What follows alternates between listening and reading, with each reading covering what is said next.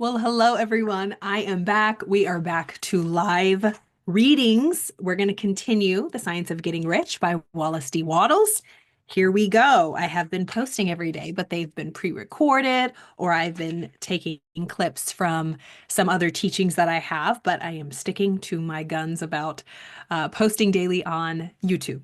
And I know that I have not been on Facebook, but YouTube is my commitment for the year to post every single day of this year of 2025 here on YouTube. So I'm very proud of the momentum. We are towards the end of May. Can you believe it? May 19th.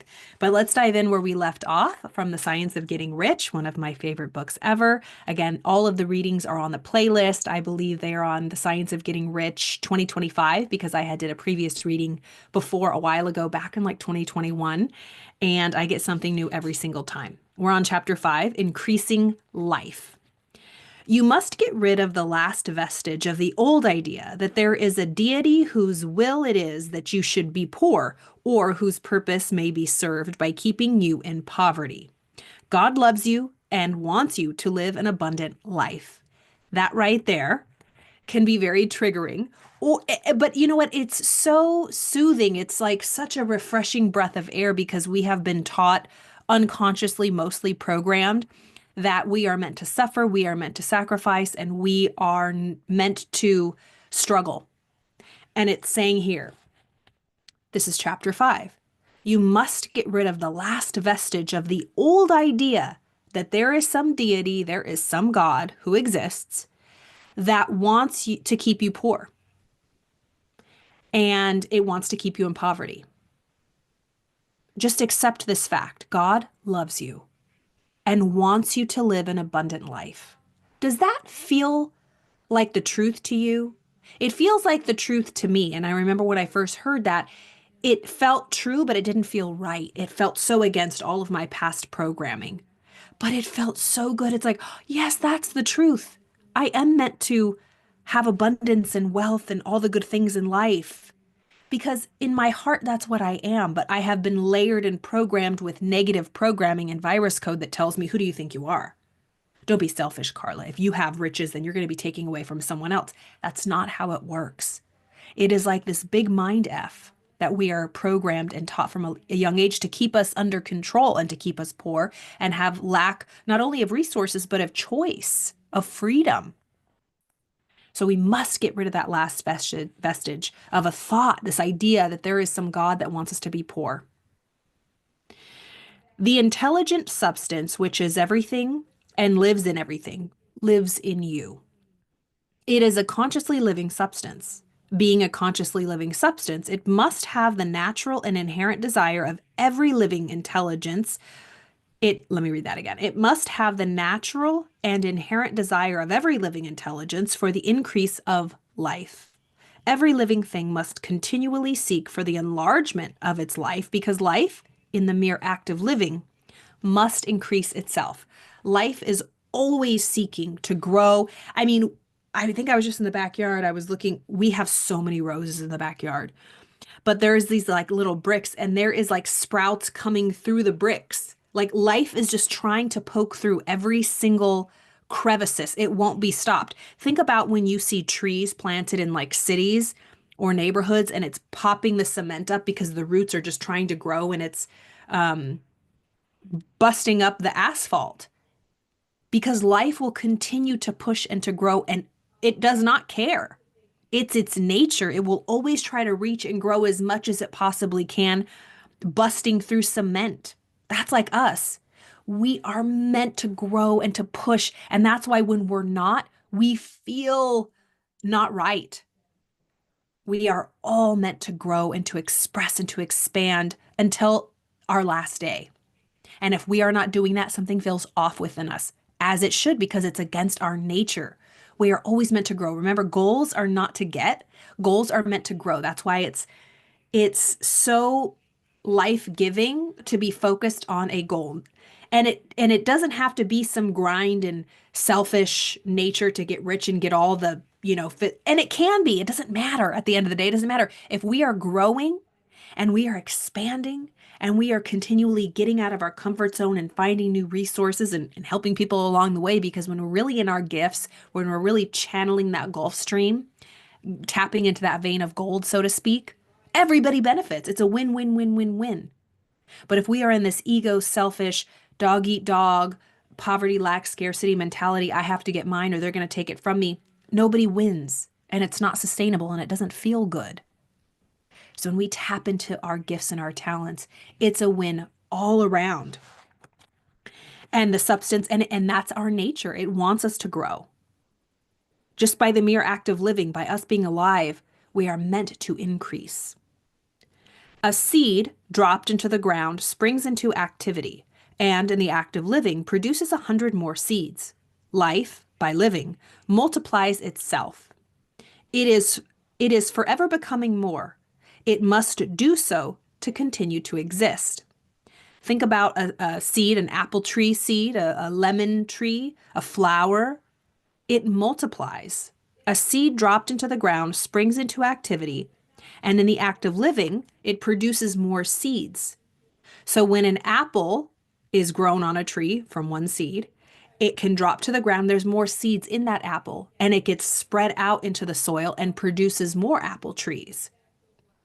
There's that great analogy. I know I've used it before. We can always count how many seeds are in an apple, but we cannot count how many apples are in one seed. That is true abundance. Think about your thoughts. Every thought is a seed. One thought, one seed, one of your thoughts, you have no idea how much abundance can come from that one thought. Think about Walt Disney. One thought of creating Mickey Mouse. The woman who, J.K. Rowling, one thought about Harry Potter in this story, had no idea what it was going to turn into. Movies, books, theme parks. Like, wow. Think about Walt Disney. I mean, we don't have to think about, like, it's endless and it will never stop. You have that within you. One thought can produce infinite results. Wow, just really wrap your brain around that. So a seed dropped into the soil springs into activity, and in the act of living produces 100 more seeds. Life, by living, multiplies itself. It is forever becoming more. It must do so to continue to exist. And if we are going to continue to exist and to live and to feel and to grow, there's no option but to lean into this creative thought and to continue to plant seeds. But most of us don't. I mean, even in my journey, I mean, recently, as I continue to grow and to iterate and to get into new territory and get out of my comfort zone and push myself, I found myself kind of freezing. Nothing was wrong, but I didn't want to move because I didn't want anything to go wrong. And I was just surviving. I was like holding my breath, metaphorically. But it can reflect in my actual, like, not taking deep breaths, being more stiff, having a little bit more tension in my shoulders, because our psychology becomes our biology. Our psychology becomes our physiology. Our body is just an expression of our mind. So our body is an instrument of the mind. Whatever's going on in our mind will be reflected through our bodies. All right. So I found myself not wanting to grow, but I was staying stuck. I was in a state of inertia. I was in a state of procrastination. I was in fear. It wasn't a lot. I noticed it right away, thank God, because I do this work. But I thought, Carla, God, you're not living. You're just surviving.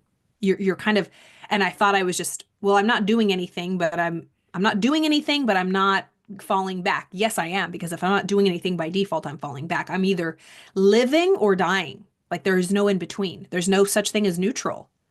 Think about nature. There is no such thing as neutral when it comes to flowers and plants.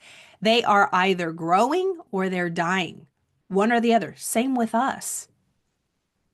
And if we are not proactively, consciously growing, We are unconsciously dying, falling back, sliding down. That's a scary thought. And it's harsh, but it's the truth. That's the way nature works. Everything's alive. We're all alive, but are we growing or are we dying? Intelligence is under this same necessity for continuous increase. Every thought we think makes it necessary for us to think another thought. Consciousness is continually expanding. Every fact we learn leads us to the learning of another fact. Knowledge is continually increasing. Every talent we cultivate brings to the mind the desire to cultivate another talent. We are subject to the urge of life.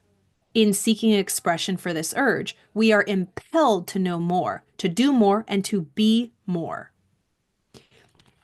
We want more always. And so that can seem, especially people like, God, Carly, you just ran a marathon. Why do you want to do more? You earn this amount of money. You want more? You're so selfish. Or like, aren't you satisfied with what you have? Always be happy and grateful, but never be satisfied with what you have, because dissatisfaction is a creative state. We can be grateful and happy but dissatisfied. I could reach a new achievement and then I'm dissatisfied because I want more. And that is nature. Don't ever feel guilty or bad about that, because it is what we truly crave, our nature. If we are dissatisfied, we reach a goal, we're happy, we're grateful, and then it becomes our status quo. Then we want more. Most people will say, be satisfied with what you have. Just settle down. Just come on, you have enough. But there's this little calling within you. Well, I can do something more. And follow that, because that is what's going to keep you alive, quite literally. It might be in different areas and in a different field, or just a new level of what you're already working at. But when we are dissatisfied, it forces us into a creative state to find out new gifts, new talents, new ways of doing things. If we were satisfied with what has been built in the past, nothing else would be created. If we were satisfied with churning butter, we would have never, or whoever created the, machines that churn butter and make butter and, all these things, the eases and the comforts that we have now. I sure don't want to churn my own butter, right? Think about the horse and carriage. If we were happy and satisfied with the horse and buggy and the horse and carriage, nobody would ever created the automobile.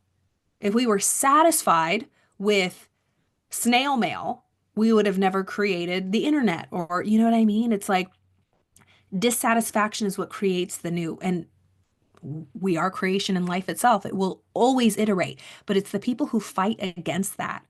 Oh, come on. Like, we don't need another version of an iPhone. These computers that we hold in our hands now, think about the first huge cell phone. It was like in a suitcase. We were satisfied with that. These are going to be obsolete soon. We're going to laugh at how, like, this has some weight to it. We're going to laugh at how big and bulky and, clunky these were. These are going to be paperweights someday. Remember when we used to have those iPhones? Wow, they were so heavy and we carried them around. We're going to laugh at that. I don't know what the next iteration is. I'm sure people are getting creative ideas of the next version, the next iteration, because we're already dissatisfied with these. The next version's coming out, right? But some people think that's a bad thing. Oh, come on, let's just settle on what we have. But that's when people miss out. That's when people think about Kodak. I think that company went out of business because it wasn't willing to go into the digital space. It became obsolete because it wasn't willing to grow and iterate and create and get to the new version of it. Yeah. What is that Eric Hoffer quote? The future belongs to, oh man, I'll find it somewhere. I used to have it right here, but let me find it. The Eric Hoffer quote about learning.